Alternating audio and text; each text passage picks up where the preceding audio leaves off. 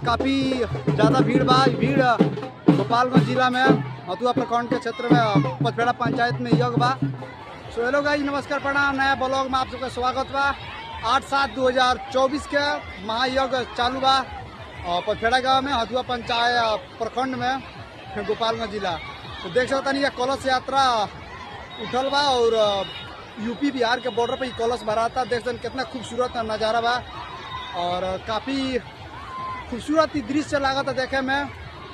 झरई के तीरे जल भरा था तो रोआ सब आई और हो जाता पचपेड़ा मेला लगा था तो मेला के आनंद उठाई और ज़्यादा आकर मेला में उत्साह बढ़ाई। और देख सकता नहीं काफ़ी भीड़ बा और इस साइड पुल पे भी लोग खड़ा बा और बहुत सुंदर लगा था दृश्य। काफ़ी लोग जल भर के वापस भी जाता और वीडियो में और भी चीज़ देखे को मिलता बा। और एक बाद रोआ सबके देखे के मिली मेला के वीडियो, झूला, ब्रेक डांस, कई प्रकार के झूला बा। तो वीडियो देखल मत भूली और रिएक्शन वीडियो देखे खातिर हमारा चैनल के फॉलो करी, सब्सक्राइब करी। हमारे यूट्यूब चैनल में बुलेट बिहारी ऑफिशियल और इंस्टाग्राम बुलेट बिहारी ऑफिशियल और फेसबुक बुलेट बिहारी। तो जाइए फॉलो करी, लिंक भी बा और वीडियो देखते रही, मजा उठावत रही। हाइकर रिलेटेड कॉमेडी वीडियो आवत रहता तो मजेदार वीडियो आई और देख सकता नहीं बहुत खूबसूरत बा।